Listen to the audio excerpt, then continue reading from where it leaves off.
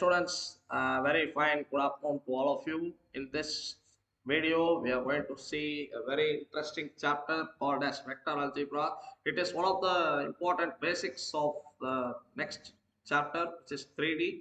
So, I have also given all the important concepts which we are going to learn in this chapter, along with some very important numerical questions for you to practice for your board exam. So, I hope this session will be a very useful one. So now let us go into the session and you can all learn the subject and also the concept with pure joy. Thank you. So in this session we are now going to see the important concepts and some important numericals connected to vector algebra. So this is a vector algebra, it is a base of 3D, what is about to come. So let us now learn all the important concepts along with the numericals. So vectors. So as usual, we will see only the important concepts because your board exams are nearing. So the first important concept is nothing but the position vector. Position vector, it's a very simple topic. Suppose let us take a point O, which is the origin, which is 0, 0, 0, and let us take the point P, which is x, y, z. Now the distance between this OP is actually nothing but the position vector, which is, you know the formula, distance formula, which you would have learnt it in 10th standard, but it is an extension of z-axis here. So root of x minus 0 whole square, which is x square plus y square plus z square. So this is nothing but the position vector, or you can also call it as a general modulus. So this is the coordinate of, if you want to represent it in proper vectors, position vector, you can otherwise call it as displacement vector, which is r. So it is x means it is a component of I, so it is xi plus yj plus zk. So the modulus of vector, which is r vector, which is equal to root of x square plus y square plus z square. Both of them are same. So now this is how you have to understand it. Okay, so now position vectors concept is over. Now we will go to the next important concept, which is otherwise called direction cosines. Direction cosines. So to understand this concept, it's very easy. Let us now take let's take alpha, beta and gamma as the angles subtended by the axis. Subtended by the axis. Now direction cosines, first of all you need to know the symbols L, M and N. So these are the symbols for direction cosines. So now let us see how it is related to the angle. So L is equal to cos alpha. So where alpha is the angle subtended between the x-axis. M is equal to cos beta. Beta is the angle subtended by the y-axis, and N is equal to cos gamma, where gamma is the angle subtended between the z-axis. So now there is a relation which is called L square plus M square plus N square equal to 1. So which gives cos square alpha plus cos square beta plus cos square gamma equal to 1. From this, using the identity sine square plus cos square is 1. So cos square is 1 minus sine square. You can now arrive the relationship for sine square alpha also. Sine square alpha plus sine square beta plus sine square gamma, which is nothing but 2. So these two are very, very important relations as per the DCs, which is direction cosines point of view. So with this, the concepts of first exercise is finished. Now in second exercise, coming back to the second exercise, all those concepts are pretty simple. There is one important concept which is called as unit vector. Unit vector. So unit vector means, from the name suggests, this modulus should be 1. It is in fact represented by a cap symbol. So A cap we call. So A cap equal to A vector by modulus of A vector. This is how we have to calculate. But suppose in some questions they may be asking you find the unit vector in the direction of. So directly you can apply this formula. Or otherwise they may be asking you find the vector in the direction of so and so vector having magnitude of 7 units, like that. So if they ask you questions like this is find a vector in the direction of something like that, they may be giving you. One example sum is there. Find the unit vector in the direction of 2y vector. You can add unit vector in the direction of 2y vector plus 3j vector plus k vector. So here for this directly you can apply this sum.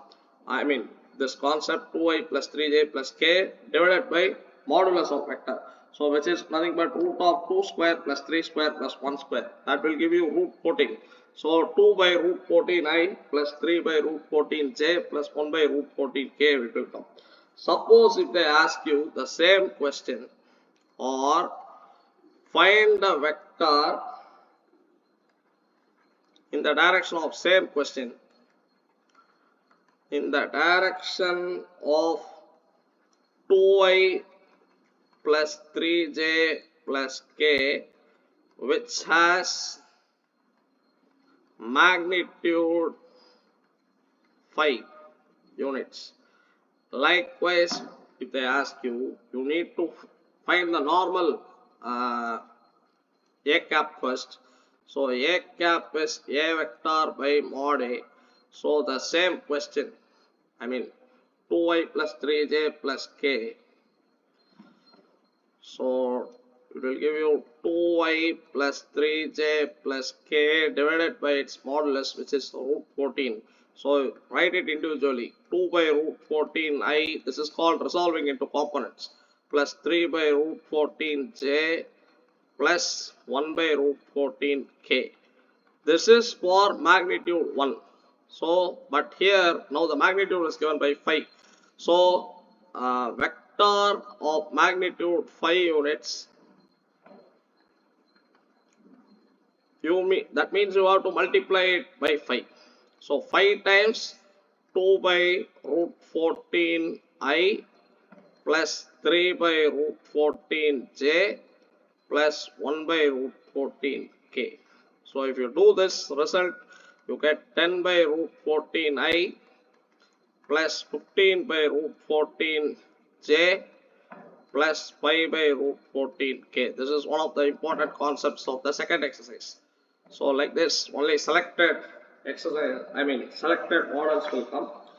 And now you have section formula. Last year 10th standard you would have already studied. That is internal division means mb vector plus na vector by m plus n, and external division means mb vector minus na vector by m minus n. So that is the difference. And if it equally divides, if the ratio is equal, then you call it as a midpoint. Okay. Now you have a very important concept which is called dot product of two vectors. Dot product of two vectors, from the formula it's very easy. Scalar product, just you need to remember some couple of important points under scalar product, which is nothing but a dot b, which is mod a mod b cos theta. So from this equation you can write cos theta equals a dot b by mod a mod b. Suppose if you are given, or if you have found out that a dot b equal to 0, then that means cos theta becomes 0, so theta is 90 degree. So a vector is perpendicular to b vector. So if two vectors are if two vectors are to be perpendicular, then the dot product should be 0. So this is the understanding. And another important thing is, if these vectors are resolved, a vector is a1i plus b1j plus c1k, and b vector is a2i plus b2j plus c2k. Suppose we assume these two vectors to be like this, then the dot product should be computed by multiplying and adding the respective coefficients of I, j and k respectively. So you will be getting a1 a2 plus b1 b2 plus c1 c2. So this is how you have to do it. So this is how the dot product should be computed, and a dot p is always equal to b dot e, because vector multiplication, I mean dot product is commutative. Okay. Next important concept is projection of a vector. Projection. So you have two cases, a vector on b vector, and second case is b vector on a vector. The first case formula is a dot b by mod b, and second case formula is a dot b by mod a. So these are the formulas for projection of two vectors. You will have to know which vector is being projected with the other. So this is about the dot product concept, and now comes next last concept is nothing but cross product. So cross product of vectors. For cross product is very simple. So a cross b is mod a mod b sin theta, and if a cross b is 0, then that means a vector is parallel to b vector. So that is also a very important point to note. And suppose from equation 1, the same equation we can take from 1, we will write it in the next page. A cross b is, by using the determinant way, you can find out easily. I, j, k. Write the coefficients of a first. a1, b1, c1. a1, b1, c1 and a2, b2, c2. Now if you expand this determinant, you get the answer. So that is how you will have to do for the cross product. And you also have area of triangle. Area of triangle, that is nothing but half times modulus of a cross b, and else area of parallelogram, which is modulus of a cross b. So certain important conclusions can be arrived with the cross product. So that's all. Now we go to some important numericals connected to this chapter. With this, the lesson is over. So numericals.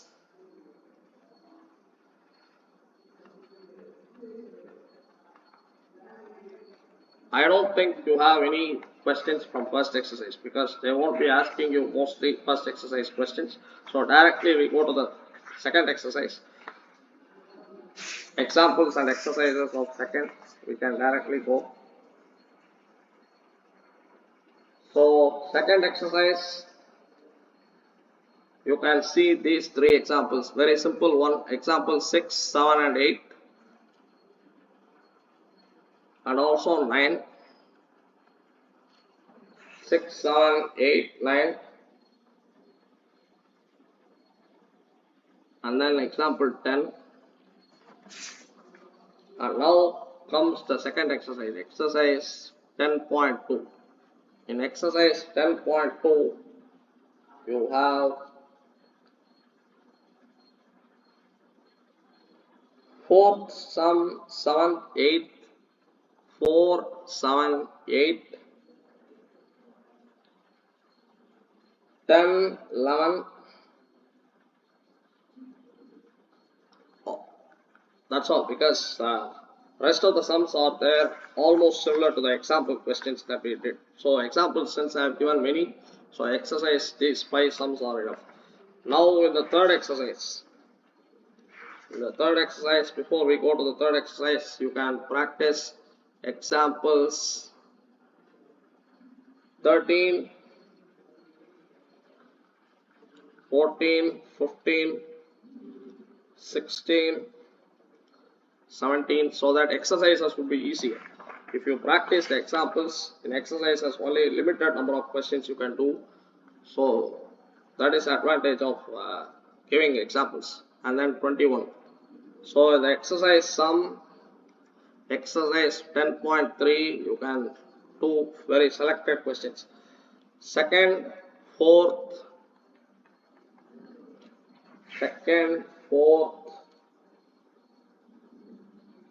and then 8th, 9th, 10th, 13. 2, 4, 8, 9, 10, 13. That's all. That's all in the third exercise. Now comes the last exercise. Before we go to the last exercise, you can practice example 23, 24 and 25. 23, 24 and 25. And I think exercise 10.4, you can do second sum and 10th sum. That's all. Only 2 questions. And with this, the concept of vector algebra is over. I hope that all of you, it is very clear, and you are all able to understand it. I assume that it was a very useful session for all of you. We will see a lot more sessions in the future. So all the very best and take care. Thank you.